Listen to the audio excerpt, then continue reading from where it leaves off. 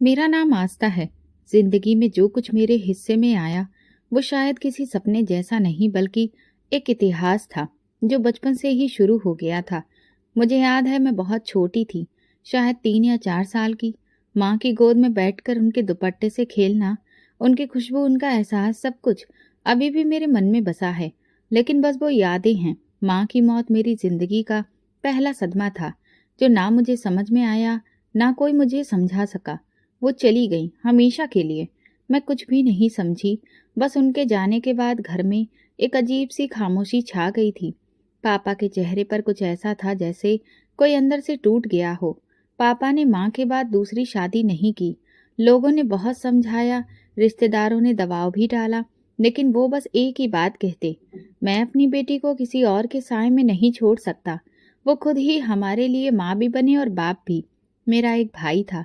मुझे कुछ साल बाद समझ में आया कि हम दोनों की दोस्ती, प्यार, सब कुछ बेमिसाल था। वो मेरा दोस्त भी था, मेरा रखवाला भी। हम एक दूसरे के बगैर खाना भी नहीं खाते थे। अगर मुझे कभी किसी चीज की जरूरत होती तो सबसे पहले मैं भाई को बताती और वो कुछ भी हो मेरे लिए लेकर आता था। हम यूं ही जुड़े हुए थे जैसे दिल और धड़कन। जिंदगी थोड़ी देर के लिए सुकून में थी, जैसे कोई हल्की हवा जो सिर्फ थोड़ी देर को चली हो। मगर जैसे जैसे वक्त गुजरा सब कुछ बदलता गया।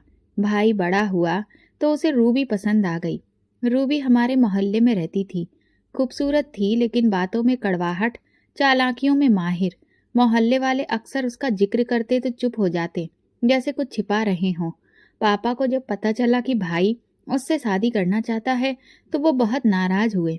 मैं रूबी से शादी करना चाहता हूँ, अगर आप नहीं मानेंगे तो मैं खुद फैसला कर लूंगा। ये सुनकर पापा की आंखों में दुख साफ नजर आ रहा था। वो शख्स जो पूरी जिंदगी हमारे लिए जीता रहा अब खुद को बेबस महसूस कर रहा था। भाई अपनी जिद पर कायम रहा। पापा ने कई बार समझाया, रोका, धमकाया भी, लेकिन भाई ने उनकी हर बात को रद्द कर दिया। एक रात पापा मेरे कमरे में आए, काफी देर तक खामोश बैठे रहे, फिर बोले, आस्था, कभी कभी हम औलाद के लिए वो फैसले करते हैं जो हमारे दिल को जख्मी करते हैं, भले ही हमें ये उम्मीद होती है कि शायद वो खुश रहें।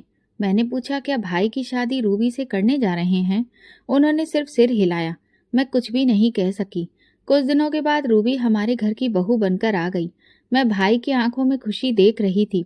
वो मुस्कुरा रहा था जैसे वो सब कुछ पा गया हो जो वो चाहता था। लेकिन पापा की आंखों में वो रोशनी नहीं थी, जैसे किसी ने जलता दिया बुझा दिया हो। रूबी के आने के बाद सब कुछ बदलने लगा, मगर ये दूसरी कहानी है। उस वक्त इतना जानती थी कि पापा ने अपनी तकलीफें छुपाकर भाई की खुशी के आगे सिर झुका लिया था, और हम सब ने एक ऐसा मोड़ ले लिया जहां से वापसी बहुत मुश्किल थी। रूबी की शादी को अभी 2 दिन ही गुजरे थे कि घर की हवा जैसे किसी और ही दुनिया के जैसी हो गई थी। दरवाजे पर वही कदम जिन्होंने कभी चुपचाप इस दहलीज को पार किया था, अब हर वक्त अपनी मौजूदगी का ऐलान करते थे। मैंने कभी सोचा भी नहीं था कि एक शख्स का आना, एक रिश्ता बनना इस तरह से सब कुछ बदल देगा। सुबह होते ही रूबी का पहला जुमला होता, आस्था, ये चाय किसने बनाई है? दूध तो लगता है जैसे पानी की तरह हो। मैं नरमी से कहती, भाभी मैंने बनाई है, अगर आप कहें तो मैं दूसरी बना दूं। वो आंखें मटकाकर बोलती, नहीं, अब तो आदत डालनी पड़ेगी इसी जायके की। पापा ने शुरुआत से ही कोशिश की कि रूबी को ये घर अपना महसूस हो। उसके लिए अलग कमरा, नई अलमारी, खिड़कियों के पर्दे तक बदल दिए गए। लेकिन रूबी जैसे किसी और ही दुनिया की सोच लेकर आई थी। वो हर चीज में कमियां निकालती। एक दिन पापा ने खाने के वक्त कहा, बेटा रूबी, तुम बताओ क्या पसंद है तुम्हें? आस्था वही पकाएगी। रूबी ने नखरे से नाक सिकोड़ कर कहा, मुझे हर चीज में स्वाद चाहिए, यहाँ तो सब कुछ फीका लगता है। मैंने कोशिश की कि उसे समझूं कि वो शायद इस नए माहौल से घबरा गई हो, लेकिन जल्दी ही ये साफ हो गया कि वो माहौल को अपने मुताबिक मोड़ना चाहती थी। जब भाई घर आता तो वो सबके सामने ऐसे हंसती जैसे दुनिया की सबसे खुशहाल लड़की हो, लेकिन जैसे ही वो कमरे में जाता वो तुरंत बदल जाती। मुझे एक दिन किचन में चाय बनाते हुए सुनाई दिया। वो फोन पर अपनी सहेली से कह रही थी, यार ससुर जी तो बहुत सीधे हैं, लेकिन आस्था, इससे किसी भी तरह से जान छुड़ानी पड़ेगी, हर वक्त आंखों के सामने है। ये बात सुनकर मैं रुक गई। मेरे हाथ में चाय का चम्मच जैसे एक पल को ठहर गया। मैंने खुद को संभाला, कुछ भी नहीं कहा, बस कमरे में जाकर खामोशी से बैठ गई। भाई जब घर आता तो रूबी खूब हंसी मजाक करती, जैसे कि सब कुछ बहुत अच्छा चल रहा हो। उसके सामने कोई शिकायत नहीं करती। पापा ने भी खामोश रहना सीख लिया था। मैंने कई बार महसूस किया कि वो रूबी की कुछ बातों से दिल जख्मी कर लेते थे, मगर कुछ कहते नहीं थे। एक बार पापा के एक दोस्त घर पर आए। वो कहने लगे, आपकी बहू वाकई में बहुत ही अच्छी है। पापा ने सिर्फ इतना कहा, प्रार्थना करिए कि घर में सुकून भी कायम रहे। रूबी ने घर के अंदर छोटे छोटे ग्रुप बना लिए थे। नौकरानी से लेकर मोहल्ले की औरतों तक सबसे उसका अंदाज बिल्कुल अलग था, लेकिन मेरे साथ हमेशा एक दूरी, एक कड़वाहट के साथ पेश आती थी। एक दिन भाई के सामने वो कहने लगी, आस्था को काम करना सीखना चाहिए। ये कोई बच्ची थोड़ी है, हर काम आधा ही छोड़ देती है। भाई ने मुझे देखा, कुछ कहा नहीं और बाहर चला गया। मैंने उसी दिन सोचा कि शायद अब मेरे लिए यहाँ कोई बोलने वाला नहीं रहा। ये सब कुछ शायद एक ऐसा तूफान था जो धीरे धीरे सबको अपने लपेटे में ले रहा था, और शायद ये तो अभी बस शुरुआत थी। भाई की शादी के कुछ महीने बाद पापा ने एक दिन मुझसे कहा, आस्था, अब तुम भी अपने घर की हो जाओ। मेरी ख्वाहिश है कि मैं तुम्हें अपने हाथों से विदा कर दूं। मैंने उनकी आंखों में वो रोशनी देखी जो कुछ अरसे से बिल्कुल खो चुकी थी। मैंने सिर झुकाकर कहा, ठीक है पापा, जैसा आप सही समझे। अगले ही दिन पापा के पुराने दोस्त घर आए, जिनके साथ एक औरत भी थी। वो मेरे लिए रिश्ता लाए थे। लड़का पढ़ा लिखा है, कारोबार करता है और खानदान भी काफी अच्छा है। रूबी ने उस वक्त कुछ नहीं कहा, बस चुपचाप उन लोगों की तरफ देखती रही। लेकिन जब मेहमान चले गए तो पीछे से जाकर बोली, देखा, रिश्ता भी आपकी बेटी के लिए ऐसी जगह से आया है जहां लड़की की उम्र भी बड़ी है और उसकी जुबान भी कड़वी है। लेकिन खैर, सबकी अपनी अपनी किस्मत है। मैं खामोशी से अपने कमरे में चली गई। पापा ने मुझे तसल्ली दी, बेटा, मैंने पूरी जांच पड़ताल कर ली है, सब कुछ ठीक है। शादी की तैयारियां जल्दी ही शुरू हो गईं। भाई पापा मेरे लिए कपड़े, जेवर और सामान खरीद रहे थे। हर चीज वो खुद चेक करते, जैसे अपनी बेटी को नहीं, अपनी जिंदगी को विदा कर रहे हों। शादी का दिन आया। मैंने खुद को आईने में देखा। एक अजनबी सी लड़की नजर आई। मेरे अंदर एक अजीब सा सन्नाटा था, कोई जोश, कोई चमक नहीं।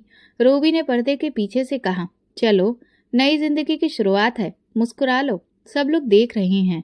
विदाई के वक्त पापा की आंखें नम थीं। भाई ने मेरे सिर पर हाथ रखा, लेकिन सब कुछ ऐसा था जैसे कोई जबरदस्ती कर रहा हो, और मैं चुपचाप गाड़ी में बैठ गई। नए घर पहुंचते ही मुझे ये समझ आ गया कि ये जगह वो नहीं है जिसे मैं अपना कह सकूं। दरवाजे पर मेरी सास ने मेरा स्वागत तो किया, लेकिन चेहरे पर कोई अपनापन या खुशी नहीं थी।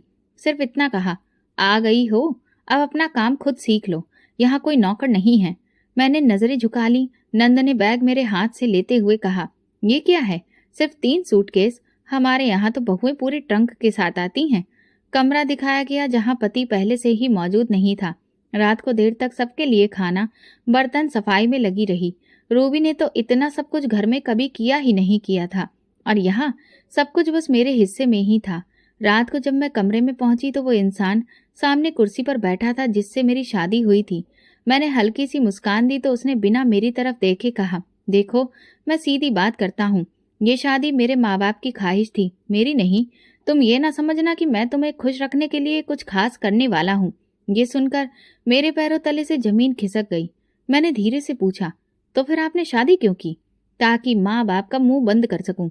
उनका कहना था कि घर बसाना फर्ज है, इसीलिए कर ली। इससे ज्यादा मुझसे कोई उम्मीद मत रखना।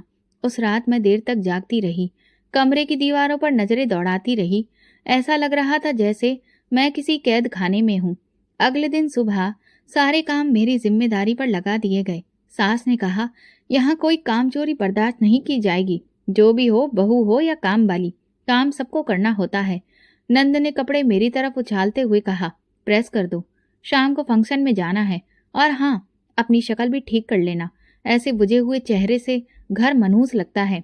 किसी ने नहीं पूछा कि रात कैसी गुजरी, ना ये कि तबीयत कैसी है। सब बस आदेश देते थे। पति सुबह काम पर जाता, रात को देर से आता, और आता भी तो बस मोबाइल में बिजी रहता या फिर किसी दोस्त से बातों में मगन रहता। एक रात मैंने पूछा, खाने में क्या लाऊं? उसने कहा, जो तुम खाती हो वही खा लूंगा, फर्क क्या पड़ता है? मैंने हिम्मत करके पूछा, आप मुझसे खुश हैं? उसने हंसते हुए कहा, खुशी? मैं तो अब तक समझ ही नहीं पाया कि तुम हो कौन। मेरे लिए बस एक मजबूरी हो। ये जुमला मेरे अंदर कहीं गहराई तक बैठ गया। वो रोज मुझे ये याद दिलाता कि मैं उसकी पसंद नहीं हूँ, लेकिन मैं हर दिन ये सोचकर गुजार देती थी कि शायद कल कुछ बदल जाए, शायद उसका रवैया नरम हो जाए, शायद बातों में थोड़ा अपनापन आ जाए। लेकिन हर सुबह पहले से ज्यादा खालीपन लाती और हर रात पहले से ज्यादा थकी हुई होती। ना कोई बात करने वाला, ना कोई हाल पूछने वाला। मैं उसके लिए घर में सिर्फ एक जिम्मेदारी थी, एक साया जो बस गुजर रहा था।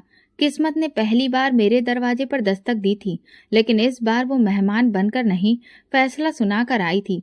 शादी के कुछ दिन बाद ही मुझे अंदाजा हो गया था कि ये रिश्ता किसी दीवार के जैसा है, जिसे मैं रोज अपने शब्दों से, अपने अमल से नरम रखने की कोशिश करती, लेकिन वो हर दिन और ज्यादा कठोर होती जाती।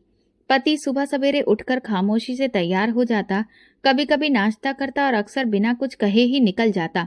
मैं रोज उसके कपड़े प्रेस करके रखती, जूते साफ करके दरवाजे के पास रखती, लेकिन वो बिना नजर डाले चला जाता। शाम को वापसी कभी 9 बजे, कभी 10 बजे, कभी उससे भी बाद में। पूछने पर कहता काम बढ़ गया है, शहर में आजकल भीड़ बहुत है। कई बार मैंने दरवाजे पर खड़े होकर इंतजार किया। आवाज सुनी तो तेज कदमों से किचन की तरफ जाती, चाय गरम करती, लेकिन वो आते ही कमरे में बंद हो जाता। एक रात मैंने दरवाजा खटखटाया और धीरे से कहा, चाय ले आऊं? अंदर से आवाज आई, अब क्या फायदा, सोना है मुझे। एक दिन उसकी जेब से कागज गिरा। मैंने झुककर उठाया तो देखा एक कैफे की रसीद थी, 2 लोगों की, वक्त शाम 7 बजे। उसी दिन उसने कहा था, काम बहुत था, देर हो गई। मैंने कुछ नहीं कहा, बस वो रसीद छत की तरफ उड़ती हुई हवा के सुपुर्द कर दी। सास रोज एक नया ताना देती, शादी करके तुमने कौन सा नया तीर मार लिया, पति तो तुम्हें अपने मुंह भी नहीं लगाता। नंद रोज कपड़े, मोबाइल और दोस्तों में लगी रहती। मेरे लिए दिन सिर्फ काम, खामोशी और सवालों में गुजरते। एक रात मैंने पति का मोबाइल उठाया, चार्जिंग पर लगाना था। स्क्रीन पर किसी नेहा का मैसेज आया, कल का दिन बहुत अच्छा गुजरा, तुम जैसे इंसान बहुत ही कम मिलते हैं। मेरी उंगलियां बिल्कुल जम सी गई थी। मोबाइल भी वहीं रख दिया और खुद किचन में चली गई। अगले दिन नाश्ते में पराठे बनाए, सब्जी गरम की और चुपचाप टेबल पर रख दी। वो आया, निवाला बनाया और कहा, इसमें नमक कम है। पहले माँ के हाथ का खाना कुछ और ही होता था। मैंने सिर्फ इतना कहा, आगे से ख्याल रखूंगी। कई दिन बाद उसे हल्का बुखार हुआ। मैं सारी रात उसके पास बैठी रही, ठंडी पट्टियां रखती रही। सुबह उसने आंख खोली, मुझे देखा, फिर दूसरी तरफ मुंह मोड़कर कहा, दवाई वक्त पर दे देना। एक पल को लगा कि शायद आज शुक्रिया सुनने को मिलेगा, लेकिन कुछ नहीं बदला। 2 महीने इसी तरह गुजर गए। दिन रात मौसम सब बदलते रहे, मगर वो रिश्ता वहीं का वहीं रहा। मैं जब भी कोई बात करने की कोशिश करती तो वो या तो फोन में बिजी होता या फिर थकावट का बहाना बनाकर सोने के लिए मुंह मोड़ लेता। कुछ महीने बाद मुझे तबीयत में अजीब सा बदलाव महसूस हुआ। डॉक्टर से चेकअप करवाया तो खबर मिली कि मैं माँ बनने वाली हूँ। जब उसे बताया तो उसने सिर्फ सिर हिलाया, न खुशी न हैरत, कुछ भी नहीं, बस इतना कहा, अच्छा है, माँ को खुशी होगी। सास ने जरूर खुशी जाहिर की, लेकिन साथ में ही बोली, ध्यान रखना कोई बहाना नहीं बन जाए काम ना करने का। प्रेगनेंसी के दौरान भी मेरा वही रूटीन जारी रहा। नाश्ता बनाना, खाना, सफाई, कपड़े, बर्तन, सब कुछ मेरी ही जिम्मेदारी रही। एक बार जहरीली बू से मेरी तबीयत बहुत खराब हो गई। मैं जमीन पर बैठ गई। नंद आई और बोली, अभी से नखरे शुरू हो गए, अजीब लोग हैं। मेरा दिल किया कि मैं चिल्लाकर किसी को बताऊं, लेकिन मेरे पास सुनने वाला कोई नहीं था। मैं सिर्फ खुद से कहती थी, चुप रहो, सब्र करो, शायद माँ बनने के बाद सब कुछ बदल जाए। फिर महीने गुजरते गए। मैं हर धड़कन के साथ भगवान से प्रार्थना करती रही कि ये बच्चा मेरे रिश्ते में कोई खुशी लेकर आए। फिर वो दिन आया जब मैंने एक बेटे को जन्म दिया। अस्पताल में सिर्फ एक सास थी, पति शहर में था व्यस्त। बेटे को देखकर मेरी आंखों में पहली बार रोशनी सी आई। उसकी छोटी सी उंगली मेरे हाथ को पकड़ते हुए जैसे कह रही थी, मैं हूँ, अब तुम अकेली नहीं हो। शाम को वो आया, बेटे को देखा और कहा, नाम सोच लिया है? मैंने कहा, आप बता दीजिए। वो बोला, अपूर्व, मेरे दोस्त का नाम है, वही रख लो। फिर वो मोबाइल पर कॉल करने लगा, जैसे अभी भी किसी और ही दुनिया में है। मैंने बेटे को सीने से लगा लिया। अब मैं किसी के लिए बोझ नहीं थी, मैं माँ थी और यही मेरा पहला और आखिरी सहारा था। बेटे की पैदाइश के बाद मैंने खुद को संभाल लिया था। अब मेरी जिंदगी का वो छोटा सा वजूद था जो हर वक्त मेरी गोद में रहता, मेरी आंखों में झांकता और शायद मुझे वो सब भूल जाने पर मजबूर करता जो मैं सह चुकी थी। शादी के 1 साल बाद पहली बार ऐसा लगा था कि शायद मैं भी किसी दिन खुशी से जी सकूं, लेकिन खुशी मेरे नसीब में ठहरने नहीं आई थी। एक दिन मैं कपड़े तय कर रही थी जब सास की बातों की आवाज आंगन में गूंजी। हाँ, शहर वाली लड़की बहुत खूबसूरत है, वहां जाकर तो बेटा बिल्कुल बदल गया है, यहाँ की तरफ आता ही कभी कभी है। मैं ठिठक गई। शहर वाली लड़की? सास ननद से बात कर रही थी। कम से कम वो लड़की काम की तो है, हर बात में जुबान नहीं चलाती, न हर वक्त बच्चों को गोद में लेकर घूमती है। मेरा दिल धक्क से रह गया। मैंने ननद से पूछा, किसके बारे में बात हो रही थी? उसने मुझे ऊपर से नीचे तक देखा और हंसते हुए कहा, पता नहीं, तुम्हारे पति की दूसरी पत्नी की। ये तो सबको पता है, तुम्हें अभी तक नहीं पता? मेरे हाथ से कपड़े फिसलकर जमीन पर गिर गए। उसी रात जब वो घर आया मैंने पूछा, क्या आपने कहीं और शादी कर ली है? उसने बिना किसी झिझक के कहा, हाँ की है। क्या तुम्हें किसी ने नहीं बताया? तो फिर तुमने मेरे साथ शादी क्यों की? तुम सिर्फ एक फर्ज थी जो मैंने निभाया। अब मैं अपनी मर्जी की जिंदगी जी रहा हूँ और तुम भी अपनी जियो। ये कहकर वो बैग उठाकर बाहर चला गया। इसके बाद वो हफ्तों तक वापस नहीं आया। मैंने सास से कहा, बच्चे की दूध, दवा, कपड़ों के लिए पैसे चाहिए। बेटा कुछ देकर नहीं गया। उन्होंने पलट कर कहा, हम क्यों दें? वो तुम्हारा बच्चा है, हमारा नहीं। खुद संभालो। मैं चुप हो गई, जैसे जुबान किसी ने काट ली हो। अगले दिन दोपहर को सास ने मेरी थाली से खाना निकालते हुए कहा, खाना काम करने वालों के लिए होता है, मुफ्त खोरों के लिए नहीं। बेटे का बुखार उतर नहीं रहा था।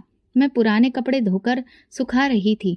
दुपट्टे को काटकर उसके लिए नरम सा झूला बनाया। सास रोज झगड़ा करती, ये बच्चा यहाँ रहकर बड़ा हो गया तो कल को ये जायदाद में हिस्सा मांगेगा। मैंने किसी से कुछ भी नहीं कहा, ना भाई को फोन किया, ना फिर पापा को बताया। पर एक दिन जब बेटे की सांसें उखड़ने लगी तो मैं मंदिर के सामने बैठकर प्रार्थना करने लगी, हे भगवान, मेरे बच्चे को बचा लो। मैं कुछ भी नहीं मांगती। उसी शाम पापा दरवाजे पर आ गए। उनके चेहरे पर परेशानी लिखी हुई थी। शायद किसी ने खबर दे दी थी। उन्होंने मुझे देखा, मेरे बेटे को गोद में लिया और बोले, आस्था, क्या हो रहा है ये सब? मैं चुप रही। पापा सीधा मेरे पति के पास शहर गए। शाम को जब वो वापस आए तो उनकी आंखें लाल थीं। बस इतना कहा, तुम्हारा पति कह रहा है बीवी भी ले जाओ और बच्चा भी। मुझे किसी का बोझ नहीं उठाना है। मेरी जिंदगी मेरी है। मैं पत्थर सी फर्श पर बैठ गई। पापा ने मेरे सिर पर हाथ रखा और कहा, बस बेटा, अब तुम वापस मेरे साथ चलोगी। अगले दिन जब मैं कपड़े समेट रही थी तो सास ने कहा, क्या मिला तुम्हें? बाप को बुला लिया और अपने नखरे दिखा दिए। तुम्हारा अंजाम तो यही होना था। मैंने कुछ नहीं कहा, सिर्फ बेटे को लपेटा और बाहर आ गई। दरवाजे से निकलते हुए पीछे मुड़कर एक बार देखा। वो दरो दीवार जिसमें मेरा पहला बच्चा बड़ा हो रहा था, वही दीवारें अब अजनबी लग रही थी। जब मैं पापा के साथ घर लौटी तो दरवाजा रूबी ने खोला। उसकी नजरें पहले मेरे बेटे पर गईं, फिर वो मेरी आंखों में झांकी और धीमी आवाज में बोली, अच्छा, वापस आ गई हो? पापा खामोशी से आगे बढ़ गए और मैं अंदर दाखिल हुई। आंगन वही था, कमरे वही थे, मगर हवा बदल चुकी थी। रूबी ने मेरे लिए वो नजर चुनी थी जो ना अपनापन रखती थी ना रहम। पहली रात ही वो बोली, यहाँ कोई मेहमान खाना नहीं है, जो आई हो तो काम में हाथ बटाना होगा। बेटा है तो उसका भी खुद ही ख्याल रखना, हम पर बोझ मत बनना। मैंने सिर हिला दिया। पापा ने कमरे का दरवाजा बंद करते हुए सिर्फ इतना कहा, जो कुछ हुआ उसका बदला तुम्हारे नसीब से है, किसी इंसान से नहीं। मेरी खामोशी ही मेरा जवाब थी। अगले दिन से काम का बोझ मेरे कंधों पर था। रूबी ने सुबह ही बोल दिया, नाश्ता बनाना है, बर्तन धोने हैं, झाड़ू भी लगाओ, सब कुछ वक्त पर होना चाहिए। और हाँ, मेरे बच्चों को वक्त पर तैयार भी करना है। मैंने अपने बेटे को कपड़े पहनाए, उसे कोने में बिठाया और किचन में जाकर काम शुरू कर दिया। दिन में कई बार वो रोता, मैं दौड़कर जाती, गोद में लेती, तसल्ली देती और फिर रूबी की आवाज आती, ये घर है या डे केयर? हर वक्त बच्चों की चींची चींची सुनाई देती है। एक दिन पापा ने मेरे माथे पर पसीना देखकर पूछा, सब कुछ ठीक है? मैंने धीरे से कहा, जी, बस थोड़ा सा काम ज्यादा है। पापा ने शायद सब समझ लिया था, लेकिन कुछ कह ना सके। 2 हफ्ते बाद एक रात पापा को सीने में दर्द हुआ। मैंने भाई को फोन किया, वो काम पर था। रूबी ने कहा, ये तो रोज के बहाने हैं, कुछ भी नहीं होता। लेकिन अब की बार कुछ हो गया। मैंने पापा को पानी दिया। उनकी आंखों में एक अजीब सी वीरानी थी। उन्होंने मेरा हाथ थामा और बस इतना कहा, बेटी माफ करना। मैं उनके हाथ से अपना हाथ छुड़ाकर बाहर की तरफ दौड़ी कि किसी को बुलाऊं। लेकिन जब वापस आई तो पापा की सांसें बंद हो चुकी थीं। घर में सन्नाटा पसर गया। रूबी ने मुझे कमरे से बाहर निकाल दिया और साफ शब्दों में बोला, अब ये तुम्हारा घर नहीं रहा। अगर भाई से कुछ भी कहा तो याद रखना, तुम्हें और तुम्हारे बच्चे को सड़क पर छोड़ दूंगी। पापा की मौत के बाद मेरा दुख सिर्फ जाति नहीं रहा, अब मेरा वजूद भी सबको नागवार लगने लगा था। भाई वापस आया, अंतिम संस्कार हुआ और फिर दोबारा काम पर चला गया। रूबी ने उसके सामने कुछ भी नहीं कहा, लेकिन जब हम अकेले हुए तो उसकी जुबान और ज्यादा तेज हो गई। ये सब तुम्हारी वजह से हुआ। तुम्हारे दुख ने ही तुम्हारे बाप की जान ले ली।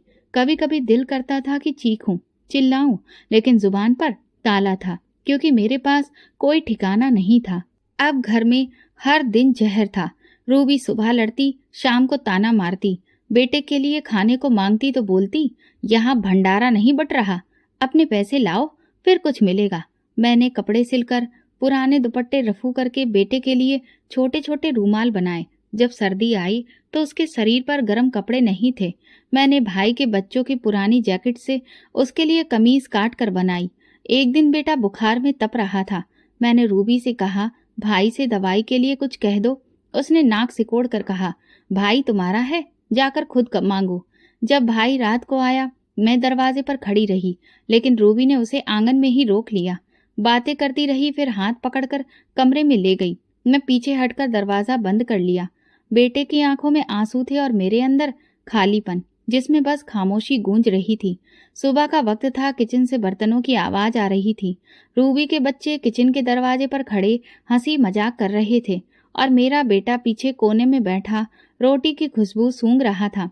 2 दिन हो चुके थे जब से रूबी ने मेरे लिए बाकायदा खाने का बर्तन देना बंद कर दिया था।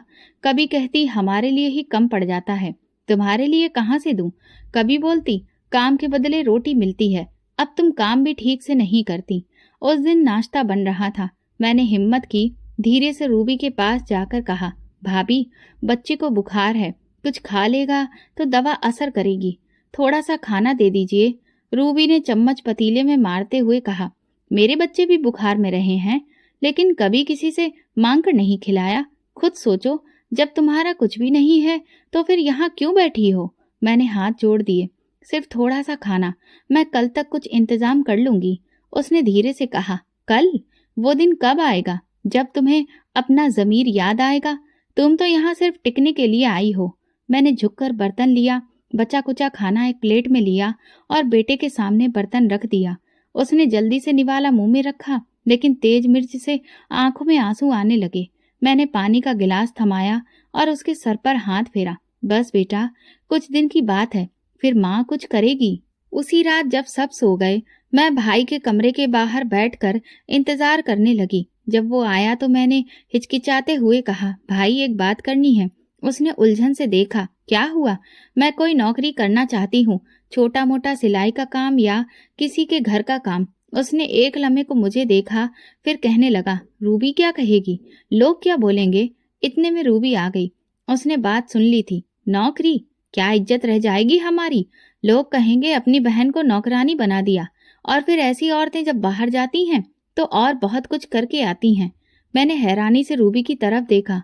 मैं सिर्फ रोटी के लिए बाहर निकलना चाहती हूँ। वो आगे बढ़ी, रोटी चाहिए तो घर के काम करो, जुबान मत चलाओ, अपने भाई को बदनाम मत करो।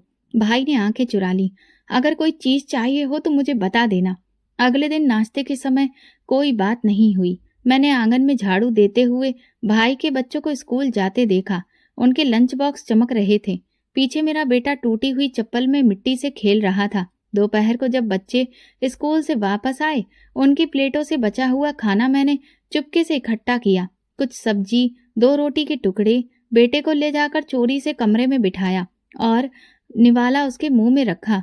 वो धीरे से बोला, माँ पापा हमें कब लेने आएंगे? मेरे हाथ कांप गए।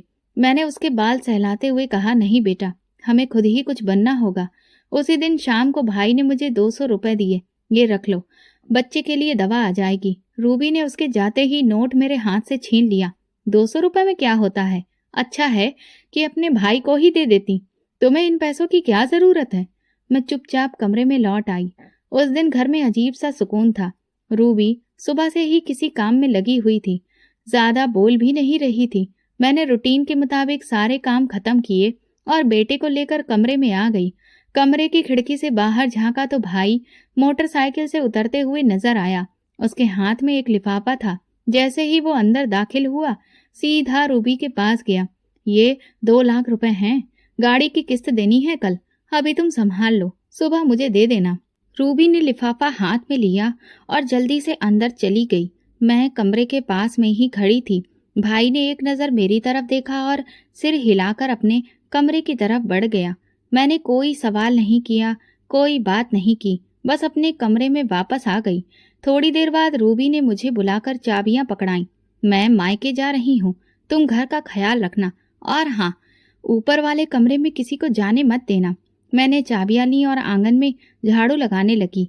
बेटा साथ में ही बैठा मिट्टी से खेल रहा था। घर में कुछ वक्त के लिए सुकून सा महसूस हुआ। शाम के वक्त रूबी वापस लौटी और आते ही चिल्लाने लगी, मेरे पैसे कहाँ गए? मैं हैरान होकर बाहर निकली। वो सीधा भाई के पास गई, जो अभी अभी घर आया था। 2 लाख रुपए जो सुबह तुमने मुझे दिए थे, लॉकर से गायब हैं। चाबियां किसको दी थी? भाई ने तुरंत मेरी तरफ देखा। आस्था, चाबियां तुम्हारे पास थी ना? कोई आया था घर में? मैंने तुरंत जवाब दिया, नहीं भाई, कोई नहीं आया, और मैंने ताला बिल्कुल वैसा ही छोड़ा जैसा रूबी भाभी ने बंद किया था। रूबी चीखने लगी, झूठ बोल रही है, यही चोर है, इसने चाबियां लेकर लॉकर खोला और पैसे निकाले। भाई ने कड़क लहजे में कहा, आस्था, ये इल्जाम बहुत बड़ा है, अगर तुमने कुछ नहीं किया तो पैसे कहाँ गए? मैं रोते हुए बोली, भाई, भगवान की कसम मैंने कुछ भी नहीं किया। मुझे तो ये भी नहीं पता कि लॉकर कहाँ पर रखा है। आपको मुझ पर भरोसा नहीं है?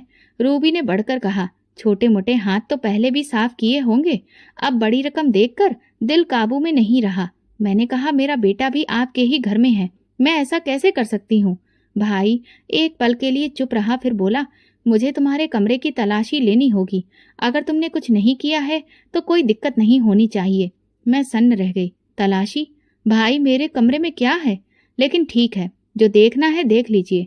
वो मेरे साथ कमरे में आया। रूबी ने दरवाजा पूरी ताकत से खोला और तुरंत बिस्तर की चादरें उलट पलट करना शुरू कर दी। मेरी पुरानी शॉल, बेटे के कपड़े, सब चीजें एक एक करके बाहर निकाली गईं। फिर भाई ने बेटे का बिस्तर उठाया, जिसके नीचे पुरानी दरी बिछी थी। अचानक एक लिफाफा दिखाई दिया, वही लिफाफा जिस पर बैंक की मोहर बनी हुई थी। भाई ने वो लिफाफा उठाया, खोला, अंदर वही 2 लाख रुपए थे। रूबी चिल्ला उठी, ये देखा, यही चोर है, अपने बच्चे के बिस्तर में छुपा कर रखे थे। मेरे पैरों तले से जमीन खिसक गई।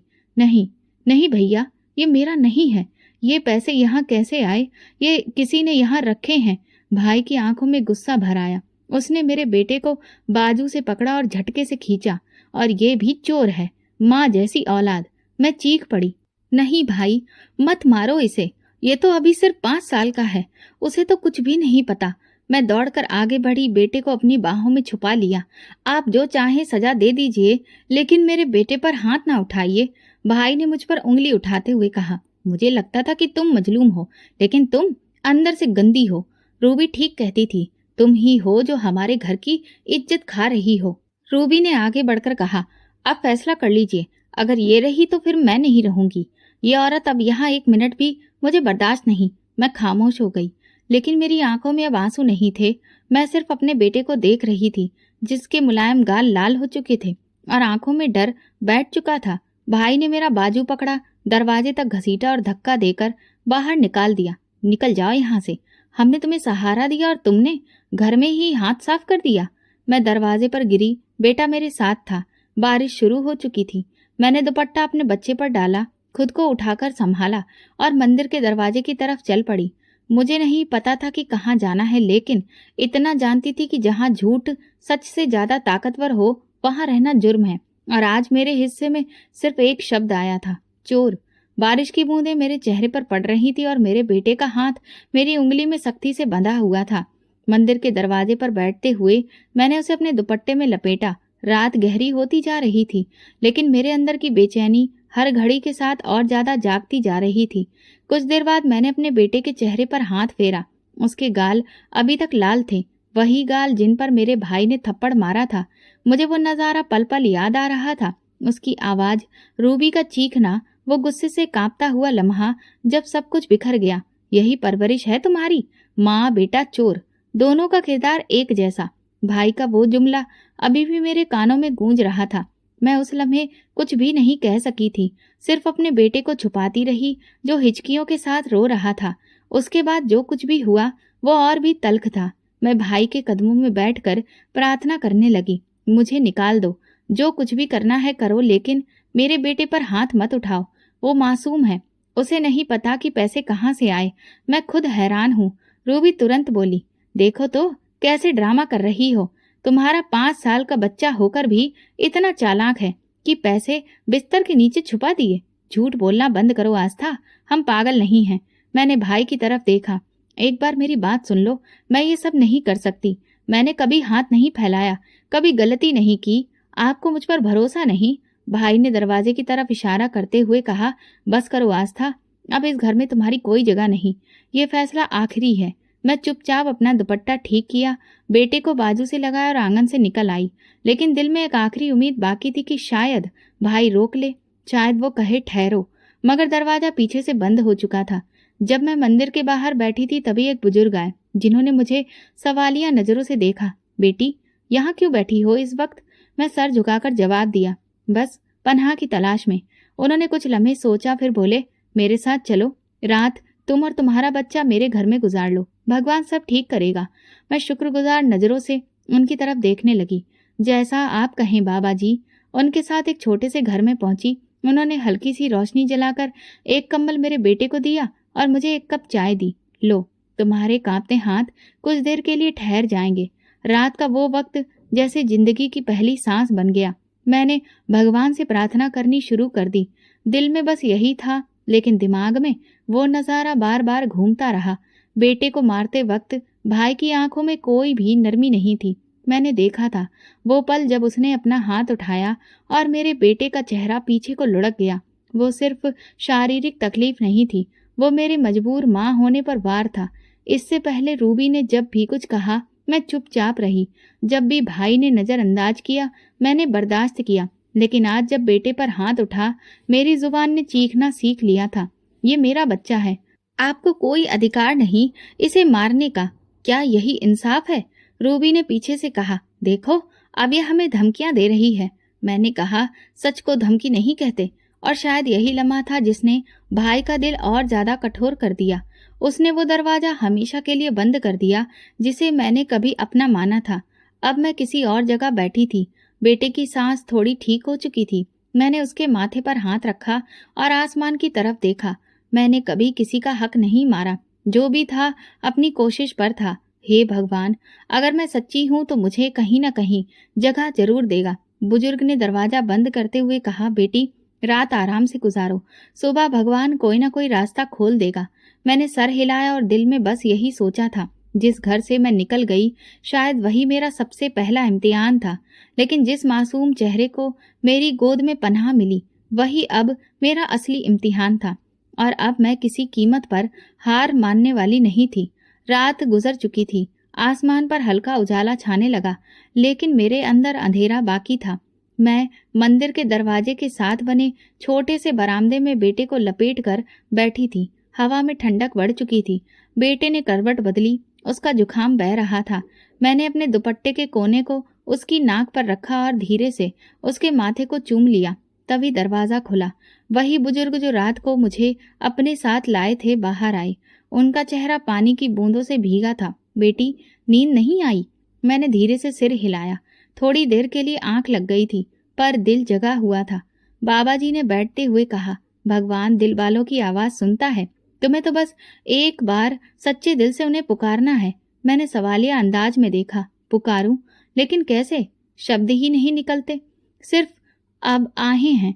बाबा जी ने मुझसे कहा, राम का नाम जपती रहो, वो खुद ही सब कुछ ठीक करेगा। बेटे का चेहरा नल के पानी से धोया, कपड़ों को धूप में सुखाया और दोपहर को मंदिर में जो खाना मिला उसमें से आधी रोटी उसे खिला दी। वो कमजोर था, लेकिन हर निवाले के बाद मेरी तरफ देखता और मुस्कुराता। वही मुस्कुराहट मेरे लिए हिम्मत बन चुकी थी। शाम को आरती के बाद बाबा जी ने मुझे अंदर बुलाया। ये कमरा आज से तुम्हारा है, यहाँ बैठकर जो दिल में है भगवान से कह दो। मैंने कमरे की सफाई की, बेटे को गर्म चादर में लपेटकर उसे पास में लिटाया और रामायण उठा ली। पहली बार आंखों से आंसू गिरे। मेरी आवाज तेज नहीं थी, पर दिल पूरी शिद्दत से बोल रहा था। आंखों से आंसू रुक नहीं रहे थे। रात आधी गुजर गई। बेटे का शरीर थोड़ा गर्म महसूस हुआ। मैंने उसे पानी पिलाया और वापस बैठ गई। अब सिर्फ होंठ हिल रहे थे और दिल में एक उम्मीद थी। सुबह हुई तो दरवाजे पर शोर महसूस हुआ। बाबा जी जल्दी से बाहर निकले। मैं भी पर्दा हटाकर देखने लगी तो सामने भाई खड़ा था, बेहाल, आंखों में डर, चेहरे पर पसीना, हाथ कांप रहे थे। बाबा जी, मेरी बहन आस्था कहाँ है? बाबा जी ने इशारा किया। ये रही सामने। भाई दौड़कर मेरी तरफ आया, मेरे कदमों में बैठ गया। आस्था, मेरा बेटा, वो। मैं दंग रह गई। क्या हुआ भाई? उसकी आवाज कांप रही थी। रात को अचानक उसके शरीर में झटके शुरू हो गए। उसकी आंखें पलट गईं, सांस फूलने लगी। हम उसे अस्पताल लेकर गए। डॉक्टर ने कहा कि कुछ भी समझ में नहीं आ रहा। 2 बार उसका दिल बंद हो गया। अब सिर्फ दुआ बाकी है। रूबी रोती जा रही है, बस तुम्हारा नाम ले रही है, कह रही है कि तुमने बद्दुआ दी है। मैंने हैरानी से देखा। मैंने तो सिर्फ राम का नाम लिया था भाई, और प्रार्थना की है, बस प्रार्थना।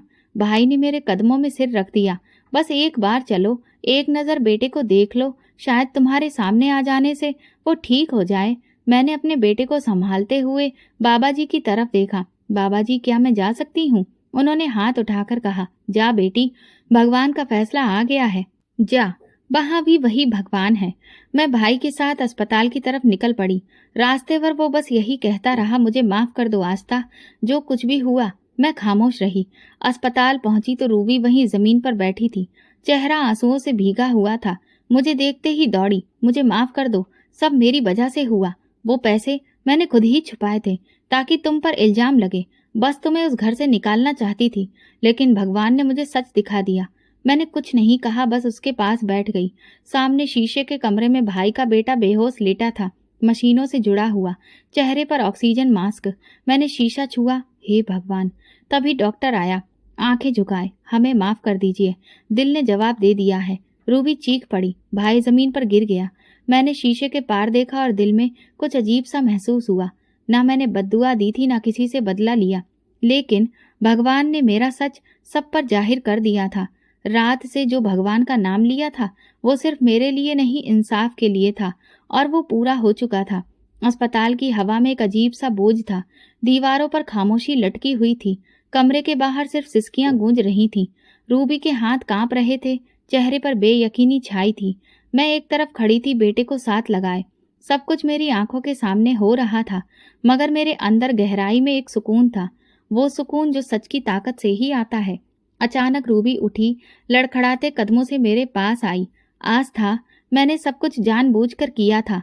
वो पैसे चुराना, तुम पर इल्जाम लगाना, मैंने कदम पीछे किए, लेकिन नजर नहीं चुराई, न सवाल किया। वो बोलती गई, मुझे लगता था अगर तुम रहोगी तो तुम्हारा भाई कभी मेरा नहीं हो सकेगा। वो तुमसे बात करे, तुम्हें अहमियत दे, ये मैं बर्दाश्त नहीं कर पा रही थी। और उस दिन वो रकम, वो मेरा बदला था। भाई ने कराहते हुए कहा। उसकी आंखें लाल थी और आवाज भारी। तो तुम्हें सब पता था? रूबी ने सिर झुकाकर कहा, हाँ। और फिर जब बेटे की हालत बिगड़ी तो मैं टूट गई। शायद भगवान का इंसाफ था, शायद वो मुझे दिखाना चाहता था कि जिस पर मैंने उंगली उठाई वही सबसे सच्ची थी। मैंने अपने बेटे को सीने से लगाकर कहा, मैंने कभी बद्दुआ नहीं दी, ना किसी को हराने की ख्वाहिश रखी। जो मेरे साथ हुआ वो वक्त की ठोकर थी, लेकिन आज मेरे भगवान ने सबके सामने मेरा फैसला सुना दिया। भाई मेरे पास आया, मेरे कदमों में बैठ गया और बोला, आस्था, मुझे माफ कर दो। मैं तुम्हारा भाई होकर तुम्हें पहचान नहीं पाया। मैं तुम्हारे बेटे का मामा बनने के काबिल भी नहीं था। मैंने भाई से कहा, ऐसा मत कहो भाई, मैंने कभी तुम्हें गलत नहीं समझा। मैं बस इतना जानती थी कि मेरा भगवान मुझे मेरा हक देगा। बस वो लम्हा कब आएगा ये नहीं जानती थी। भाई ने मेरे सामने हाथ जोड़ दिए, वापस चलो, मुझे अपना भाई मान लो। जो कुछ तुमने सहा है वो कोई बहन सहती तो शायद मर जाती। तुम्हारा सब्र ही तुम्हारी जीत है। मैं खामोश रही, फिर धीरे से कहा, वापस? लेकिन कहाँ? जिस घर से मुझे चोर कहकर निकाल दिया गया, जिस दहलीज पर मेरा बेटा बेगुनाह होकर भी पीटा गया, जिस दरवाजे के बाहर मुझे बारिश में बैठना पड़ा। भाई की आंखों से आंसू फिर बहने लगे। तो मैं क्या करूं? कैसे खुद को सजा दूं? सजा तुम्हें भगवान ने दे दी है और शायद माफी भी दे देगा। अचानक से रूबी की हालत बहुत बिगड़ने लगी। वो पागलों जैसा व्यवहार करने लगी। हमने तुरंत ही डॉक्टर से उसका चेकअप करवाने को कहा। शाम को जब डॉक्टर ने हमें कैबिन में बुलाया तो देखा कि रूबी बेहाल पड़ी थी। वो जैसे किसी शून्य में देख रही थी। डॉक्टर ने कहा कि ये शॉक की हालत में है, बोलती नहीं है, बस कहीं खोई हुई हैं। भाई उसके पास जाकर उसका हाथ पकड़कर बोला, रूबी मैं हूँ, तुम्हारा पति, सुनो, कुछ तो बोलो। रूबी ने उसकी तरफ देखा और धीरे से कहा, मैंने सबको सब कुछ दिया, वो प्यार, वो बच्चा, सब कुछ, सब झूठ था। अब मैं कुछ नहीं हूँ। फिर वो उठकर दीवार की तरफ देखने लगी और धीरे धीरे हंसने लगी, ऐसी हंसी जो चीख से भी ज्यादा खौफनाक थी। भाई घबराकर पीछे हट गया। डॉक्टर तुरंत अंदर आए और कहने लगे, ये हालत हो सकता है वक्त के साथ ठीक हो जाए या फिर कभी ना हो, कुछ कहना मुश्किल है। भाई मेरे पास आकर बैठ गया। उसकी आवाज दब चुकी थी। आस्था, अगर तुम आज नहीं होती तो शायद मैं खुद को ही मिटा देता। तुमने मुझे बचा लिया, अपने सब्र, अपनी सच्चाई से। इसके बाद दिन गुजरते गए। रूबी को मानसिक चिकित्सालय में भर्ती करा दिया गया। उसी दिन के बाद से भाई ने फैसला कर लिया मेरे बेटे को अपना बेटा बनाने का। उसने स्कूल में मेरे बेटे का एडमिशन करवाया, यूनिफॉर्म, बैग, कॉपियां, किताबें सब दिलवाई और फिर एक दिन खुद मेरे पास आकर बोला, आस्था, अब तुम सिर्फ माँ नहीं हो, तुम अपने बेटे को वो मुकाम दोगी जो वो कभी नहीं पा सका। हर दिन, हर महीने हालात बेहतर होते गए। क्या मैंने भाई के घर में रहना कबूल नहीं किया था? हाँ, पर वो रोज आता था, राशन लाता, बेटे को लेकर खेलने जाता, स्कूल से लेने जाता और हर बार यही कहता, ये मेरा बेटा है। सालों के बाद मैंने खुद को आईने में देखा। चेहरे पर थकान तो थी लेकिन आंखों में रोशनी भी थी। भाई ने एक दिन कहा, तुमने सब कुछ खोकर भी खुद को नहीं खोया। तुम वही आस्था हो जिस पर हमें नाज था। अब ना तो रूबी की साजिशें बाकी थी, ना भाई का शक, ना कोई इल्जाम, ना कोई ताना। अब सिर्फ एक नई शुरुआत थी, एक जिंदगी जो मेरे सब्र से लिखी गई थी, एक सच जो मेरे भगवान की वजह से बुलंद हुआ, और एक बेटा जो मेरी हार नहीं, मेरी सबसे बड़ी जीत बन चुका था। एक दिन मैं मंदिर में प्रसाद चढ़ाने गई, तभी अचानक किसी के रोने की आवाज कानों में पड़ी। ये सचमुच किसी के रोने की ही आवाज थी। न जाने क्या हुआ कि मेरे कदम खुद ब खुद उसकी तरफ खिंचे चले गए। जब मैंने उसके कंधे पर हाथ रखा और उसने सिर उठाया तो मैं दंग रह गई, क्योंकि वो और कोई नहीं, मेरा पति था। उसकी हालत बिगड़ी हुई लग रही थी, सूखा चेहरा, लाल आंखें, बिखरे हुए बाल। मैंने उसे देखा ही था कि तुरंत अपने कदम पीछे किए और मुड़ने लगी, लेकिन उसने मुझे रोक लिया। मेरे साथ मेरा बेटा था। वो बोला, ये मेरा बेटा है ना? और अचानक उसे गले लगाने लगा। मैंने अपूर्व को पीछे खींच लिया और कहा, नहीं, ये तुम्हारा बेटा नहीं, ये सिर्फ मेरा बेटा है। वो हाथ जोड़कर माफी मांगने लगा। मुझे माफ कर दो आस्था, मैंने तुम्हारे साथ जो किया उसी की सजा आज मैं भुगत रहा हूँ। मैंने तुम्हारे साथ धोखा किया था और अब मैं खुद एक धोखे के साथ जी रहा हूँ। मैंने कहा, क्यों? तुम तो वही जिंदगी जी रहे थे ना जो तुम जीना चाहते थे, अब रोना किस बात का है? वो बोला, किसी की जिंदगी बर्बाद करके भला कौन चैन से जी पाया है? ये बात मुझे बहुत देर से समझ आई। मैंने तुम्हें छोड़कर जिस शहर की लड़की से शादी की वो बहुत बड़ी धोखेबाज निकली, एक नंबर की लालची। जब उसका मुझसे मन भर गया तो उसने अपने बॉस को फंसा लिया, लेकिन मुझे भी नहीं छोड़ा। धोखे से मेरी सारी प्रॉपर्टी अपने नाम पर करवा ली और मेरी माँ बहनों को फुल टाइम नौकरानी बना लिया। जब मैंने विरोध किया तो उसने धमकी दी कि मेरे खिलाफ बोलोगे तो झूठा महिला उत्पीड़न का केस लगाकर जेल भिजवा दूंगी। तुम्हारी माँ बहनों के पास तो इतना पैसा भी नहीं कि वकील कर सकें। ये सब सुनकर हमारी हिम्मत ही टूट गई। माँ ने कहा, बेटा, सब कुछ तो खो चुकी हूँ, तुझे नहीं खोना चाहती, तू ही मेरा आखिरी सहारा है।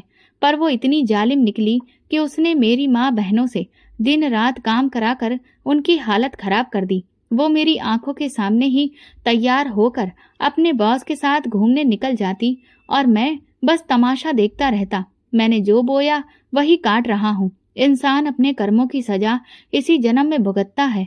आज मैं बे औलाद हूँ क्योंकि मैंने ही अपनी पहली औलाद की कदर नहीं की। वो गिड़गिड़ाकर बोला, सिर्फ एक बार मुझे अपने बेटे को गले लगा लेने दो। पहले तो मुझे उस पर तरस आया, पर तभी याद आ गया जब उसने बेरहमी और गुरूर से मुझसे मेरे बेटे समेत धक्के देकर घर से निकाला था। उसे ये भी ख्याल नहीं आया कि बच्चा भूखा प्यासा कैसा रहेगा। मैंने सख्ती से कहा, आज के बाद मेरे बेटे के आसपास भी मत भटकना। तुम पिता के नाम पर एक कलंक हो। तुम्हारा गंदा साया भी मैं अपने बेटे पर पड़ने नहीं देना चाहती। वो फिर माफी मांगने लगा। कम से कम मुझे माफ कर दो, शायद मेरी जिंदगी में थोड़ा सुकून आ जाए। मैंने जवाब दिया, माफी चाहिए तो भगवान से मांगो, मुझसे नहीं। ये कहकर मैं वहां से लौट आई, मगर मुझे भगवान के इंसाफ पर पूरा भरोसा था। सब्र, सच और खामोशी प्रार्थना में वो ताकत होती है जो वक्त आने पर हर इंसान को उसके कर्म का फल लौटा देती है। तो दोस्तों, अगर आपको हमारी कहानी पसंद आई हो तो कमेंट करके जरूर बताएं। वीडियो को लाइक करें और ज्यादा से ज्यादा शेयर करें। अगर आप चैनल पर नए हैं तो सब्सक्राइब जरूर करें और नोटिफिकेशन बेल दबाएं ताकि अगली अपडेट सबसे पहले आपको मिले। धन्यवाद।